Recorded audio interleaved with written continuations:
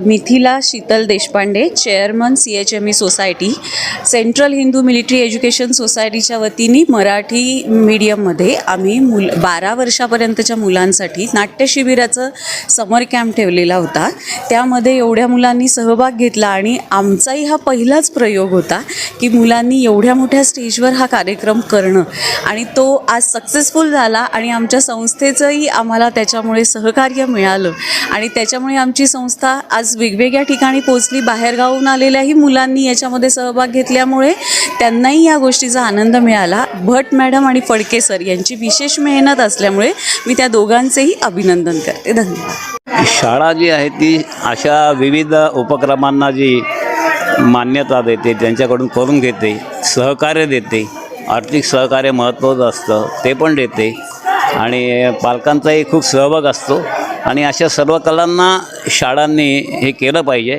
प्रामुख्याने ही विद्याप्रबोधिनी शाळा या मुलांच्या ॲक्टिव्हिटीजवर खूप चांगलं काम करते, लक्ष देते आणि त्यांचा विकास कसा होईल याच्याकडे ती बघते.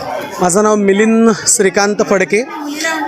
मी गेली 15 दिवस या शाळेमध्ये येऊन विद्यार्थ्यांचं प्रशिक्षण शिबिर घेत होतो बालनाट्यासंदर्भात आणि मुलांचा सर्वांगीण विकासासाठी बालनाट्य किती गरजेचं आहे हे मुलांना समजावून सांगून त्यांच्याकडनं आणि राजा फसला हे नाटक बालनाट्य बसवून घेतलं.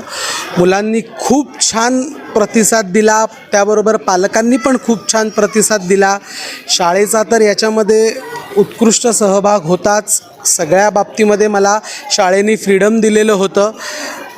त्यामुळे सर्वात पहिले मी शाळेच्या सर्व पदाधिकाऱ्यांचे व शिक्षकांचे आभार मानतो आणि मुलांना आवर्जून एवढ्या उन्हाचं 15 दिवस रोज एकही दिवस खाडा न करता पालक घेऊन आले, त्याबद्दल पालकांचंही मी खूप आभार मानतो. धन्यवाद. मी डॉक्टर मधुश्री सावजी, बालशिक्षणात काम करते. सुकाणू समितीची महाराष्ट्राची सदस्य पण आहे. आज योगायोगानेच माझी नात या अभिरंग या नाट्याभिनय कार्यशाळेला आली होती भोसला मिलिटरी स्कूलच्या. तर बघायला आले होते, पण मला असं वाटतं की जे अभिरंग या नाट्यसंस्थेनी आणि सुजित जोशी, अंबादास जोशी आणि फडके सरांनी मुलांकडनं करवून घेतली तिन्ही नाटकं एवढी दर्जेदार होती की मला असं वाटतं की जर मराठी शिकवायचं आहे मुलांना तर असं नाट्याभिनयाची चळवळ असणं अत्यंत गरजेचं आहे. आणि खरं तर मला खूप आनंद झाला की अंबादास जोशींकडे अभ्यासक्रम पण आहे त्याचा 5वी ते 9वीचा. तर हा तर नक्कीच मी पोचवण्याचा प्रयत्न करेल. प्रत्येक शाळेमध्ये जर हे घडलं तर मला असं वाटतं की जे 6 C's म्हणतात, आलेल्या 21व्या शतकातली कौशल्य मानली आहे NEPमध्ये, नॅशनल एज्युकेशन पॉलिसीमध्ये, तर ती म्हणजे त्याच्यामध्ये करेजियस, कॉन्फिडन्स, कम्युनिकेशन, क्युरियस आणि क्रिएटिव्हिटी अशी जी मांडली आहे त्याच्यामध्ये हे सगळं नाट्याभिनयाचं येतं. म्हणजे मुलांना बोलायला शिकवणं धारिष्ठ्याने 5 वर्षाच्या मुलांपासून 15 वर्षापर्यंत त्यांनी ज्या पद्धतीने 15 दिवसात उभं केलं आहे, हॅट्स ऑफ. खूपच सुंदर. सौ रुद्राणी संत. सध्या मी विद्याप्रबोधिनी प्रशाला मराठी माध्यम बालवाडी विभागामध्ये संगीत शिक्षिका म्हणून कार्यरत आहे. यावर्षी जे नाट्य प्रशिक्षण शिबिर घेण्यात आलं होतं त्यामध्ये लहान मुलं जी होती 5 ते 7 वयोगटातली, त्यांचं प्रशिक्षक म्हणून काम मी बघितलं होतं. एक छोटंसं बालनाट्य 10 मिनिटांचं आणि एक छोटी नाट्यछटा, या 2 गोष्टी आपण लहान मुलांच्या बसवून घेतल्या होत्या.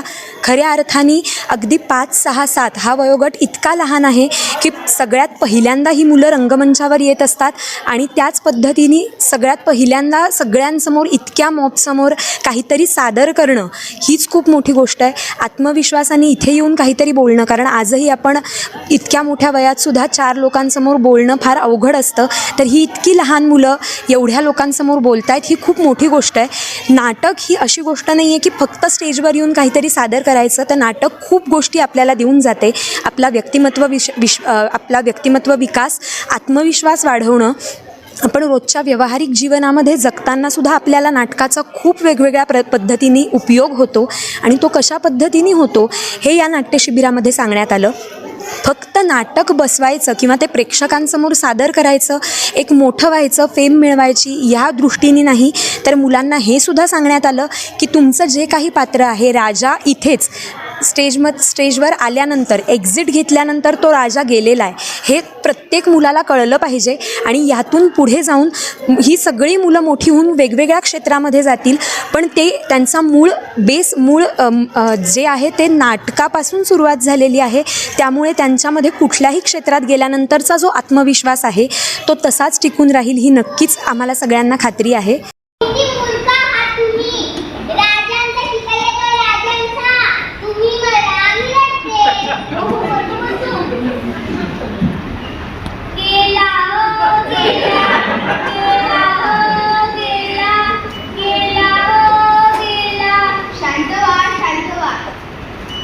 फार वाईट झालं.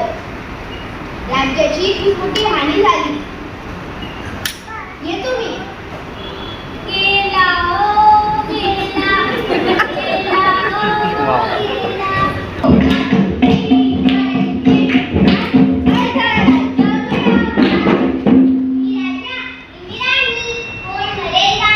अगं पाणी नंतर भर. आता इथून तर कोण येते? आता कोण येतोय? बापरे, दासी की दासी. अरे आता काय करायचं?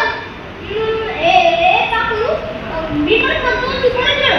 बरेच फुटका आहात तुम्ही. अहो, दासी की दासी. मी म्हणते तुम्ही रडा.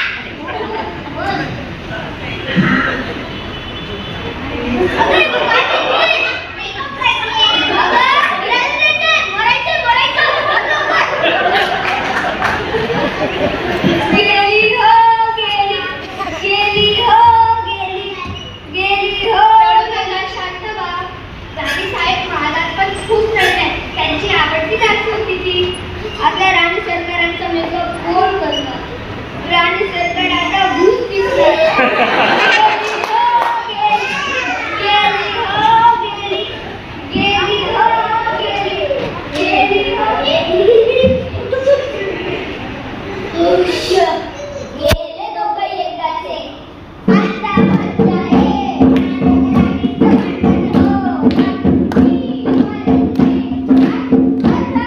चट्टीची गाडी नाही. गाडी दिसते ना, आताची. काही समजत नाहीये. शिपाई, तू प्रजेला का नाही फसवणार? त्यापेक्षा जीवन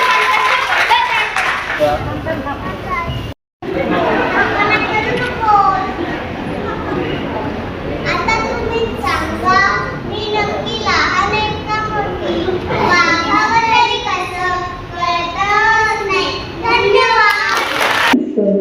त्यामुळे ते काही फार लांब कुठे जाऊ शकत नाही.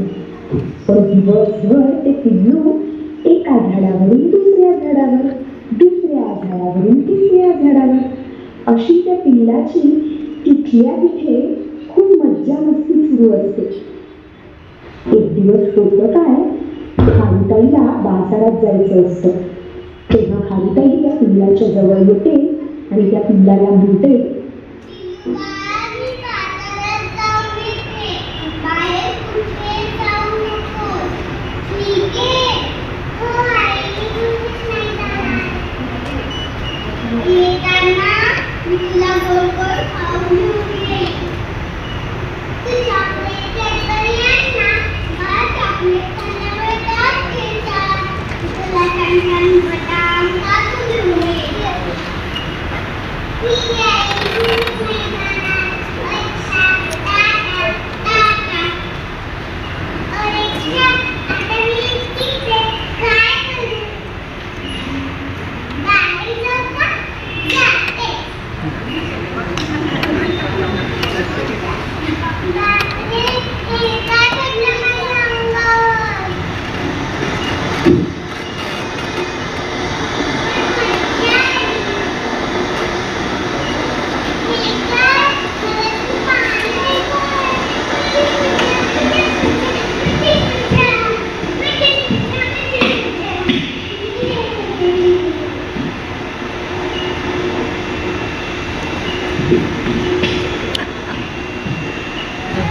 हे काय? मला तू पाणी पाहिजे.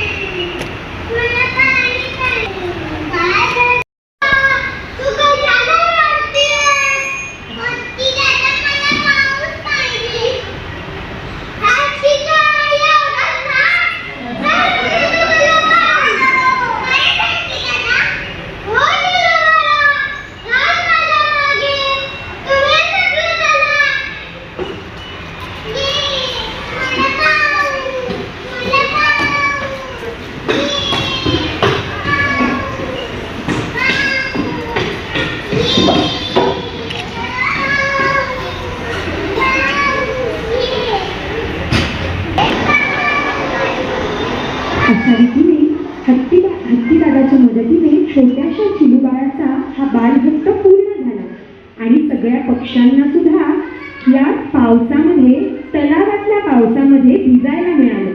धन्यवाद.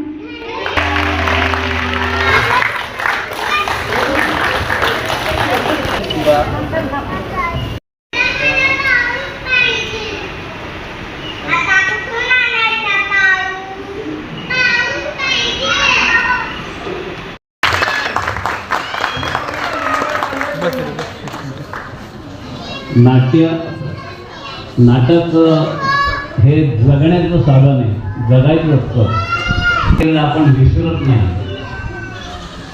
रंगमंच या काळात 3 आहे.